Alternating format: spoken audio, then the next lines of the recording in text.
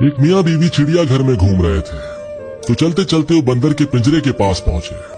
तो वहां उन्होंने देखा कि एक बंदर अपनी बंदरिया के साथ बड़ा जोश से खेल रहा था। ये देखकर बीवी अपने शौहर से बोली, देखें कितना रोमांटिक जानवर है, अपनी पार्टनर के साथ कैसे खेल रहा है, इनका आपस में प्यार बहुत है।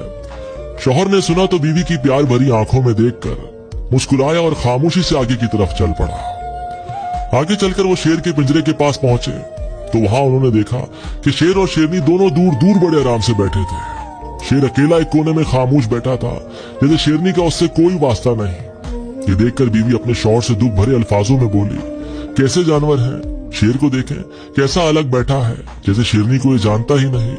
मुझे इनका आपस में बिल्कुल प्यार नहीं लगता।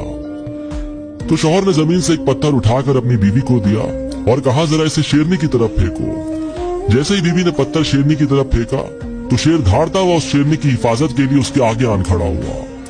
अब शौहर ने बीवी को एक और पत्थर दिया और कहा, इसे बंदरिया की तरफ फेंको। जैसे ही बीवी ने पत्थर बंदरिया की तरफ फेंका तो बंदर अपनी बंदरिया को छोड़कर अपनी जान बचाने के लिए सीधा पेड़ पर चढ़ गया। तो शौहर ने अपनी बीवी को पास बिठाकर समझाया कि बंदर की तरह झूठे और धोखेबाज लोग अपने रिश्तों के खोखलेपन को छुपाने के लिए अक्सर प्यार का दिखावा करते हैं, और वहीं इसके दूसरी तरफ शेर की तरह लोग भी हैं जो दिखावे से दूर छुपा कर